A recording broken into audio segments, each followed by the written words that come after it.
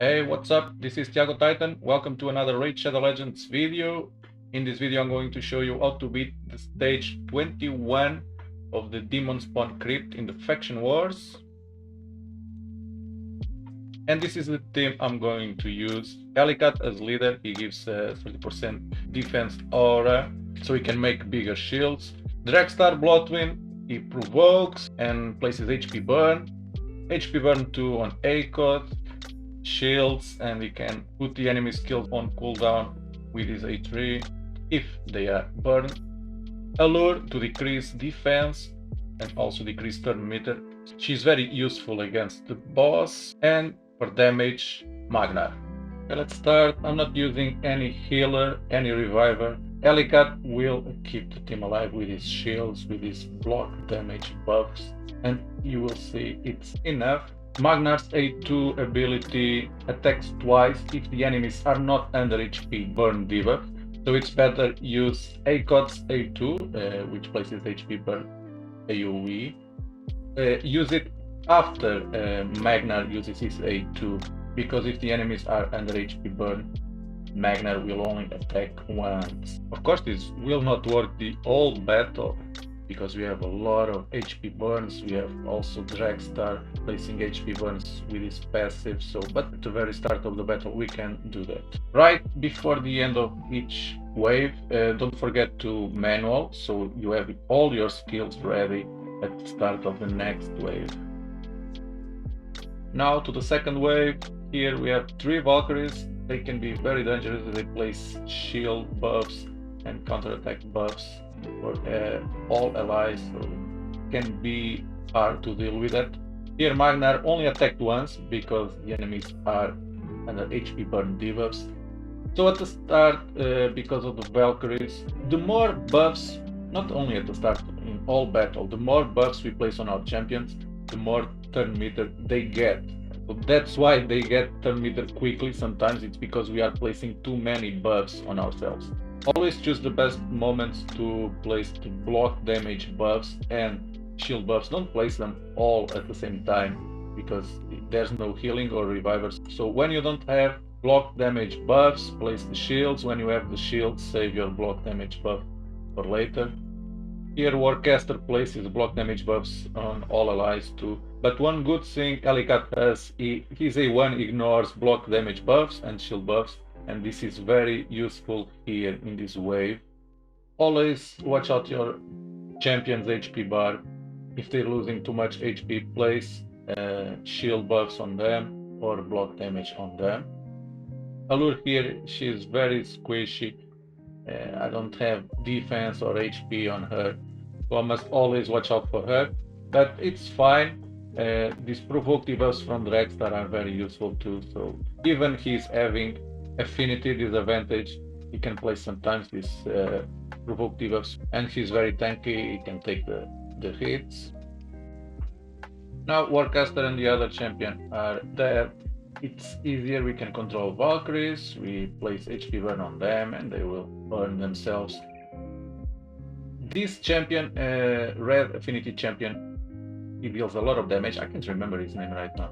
He deals a lot of damage, so must always be careful. And also, he can steal buffs from our champion, so we can steal these block damage buffs or shield buffs, and it can be very annoying. But once he's there, it's better. Now we just control the Valkyries and attack them slowly.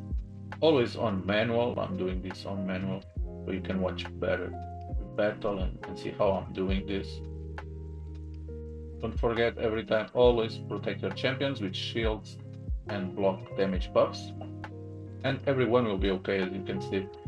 Of course, Dragstar lost some HP because he's provoking the enemies, but he's fine.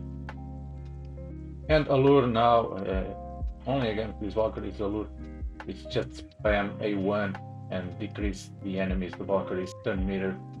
It will be harder for them to get a turn to attack us.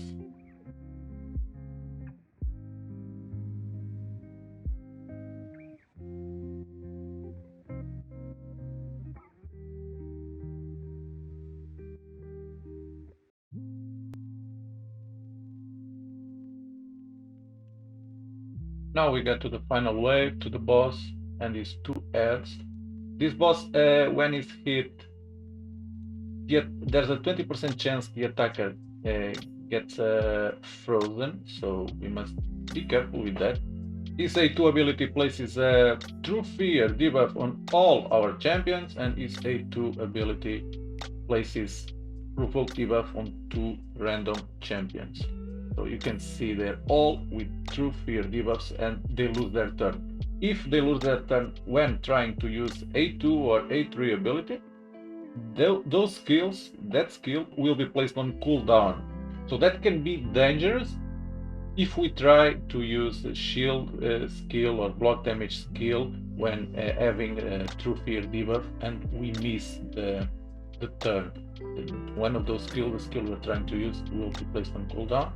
Here the best thing to do is start to kill the boss heads, because they place buffs on the boss and we don't want that, so we start by killing them and then it's just the boss. And also it's better because Allure will only attack the boss with her A1, so his turn meter, the boss's turn meter, will be always down.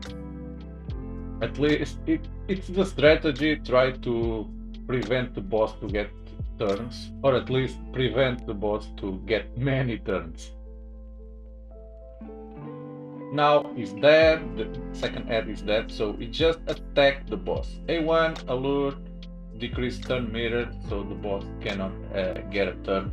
And that way the battle now gets so easy. Always decrease turn meter, always use A1. Don't need to block damage, to use block damage buffs or shield buffs, only if Allure gets frozen. If she gets frozen, there it's the moment where you place those buffs, because she will miss a turn and she cannot decrease the boss's turn meter, and the boss can deal damage and place more debuffs on our champions, and they cannot be unprotected by that time. And now it's just this. Always decrease the boss turn meter and use block damage or shield buffs if needed. Right now, Allure got frozen, so this is the moment, but the boss's turn meter is still low, so we wait one turn and then place block damage.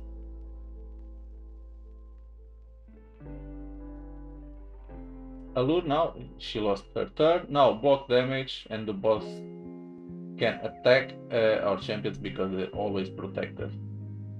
Like this. Allure is provoked, but doesn't matter, we want her to use her A1, so it's okay. And the battle will be over soon. Again, she's frozen, but it's over. You can see 8 minutes 30 seconds on manual, and it was really very easy. You can see Helicath, Magnar dealt a lot of damage, also Acot, HP burn, and Drexers too. But the most important, with Helicath and using his skills wisely, our champions did get much damage. Only Drexler some damage because of his provoked debuffs. Now let's take a look at the gear of the champs I used. Stalwart and speed on Drexler. Good HP, good defense, good speed too, and also good accuracy, that's what he needs. He doesn't have any book, and he's still amazing. And these are his masteries. Helicath is equipped for unkillable clan boss teams. High defense to give a bigger shield, high speed and some accuracy, and crit rate and crit damage to deal damage. He deals a lot of damage. He's booked, and these are his masteries. Acot, the Seer, good HP, good defense, good speed, and good accuracy. He's fully booked, and with his masteries. Allure, with speed and accuracy. All we want here is speed, accuracy, and crit rate. Crit rate because she only decreases the target's turn meter on 25% on each critical hit. This is why we need critical rate. She's not booked, she doesn't need any book. If you want to decrease cooldowns and increase the chance of placing these debuffs, okay, you can book her. But all you really want is her A1. And these are her masteries. And Magnar equipped with Savage. He doesn't have a high HP, that's what I could give him with Savage here. Oh, speed is okay. Also crit damage is okay, not the super gear. Is fully booked and with masteries for the arenas. If you have Wither, the Crown, Duchess Lilith, and Dur, you can beat Demonspawn crit very easily. Dur has amazing kills. Here he can stun, reflect damage, continuous heal for his allies, and here he revives 2 allies. This is amazing. It's an amazing champion. I didn't use him because I don't have him. The only one I had, I used in Fusion event. Duchess Lily too for everything. With it, she's an amazing healer too. If you don't have one of them, it's harder, but you can see you can do it without them. Other champs you can use. Prince Chimeric is amazing there to strip those Valkyries buffs and to place sleep debuffs on them. Also to reset ally skills, Tyrant Ixley more for ally protection, HP burn, contest leaks, many debuffs, Candrafon for damage, Sisha, decrease defense, weaken, HP burn. Here Nazana, she decreases attack, but most of them are defense-based damage. But for the boss it's okay, and here ally protection and shield it's really helpful too. Umbral Enchantress, she can place these block debuffs on 3 turns. It's incredible against the Valkyries. Here she can provoke for 2 turns, also amazing. She has amazing skills. Padma to decrease accuracy can be very good against the boss. Here she decreases attack, and here she removes all buffs from the target, places on her. Ashak the Wandering can be helpful here as block debuffs and strengthen. Here can place freeze or HP, it depends in the enemy stats. Here can give some heal and some turn meter boosted, so Ashak can be also very useful there. Vildrax, if you need healing, Vildrax has Leech debuff. It can be very useful against, not only against the boss, but on the waves.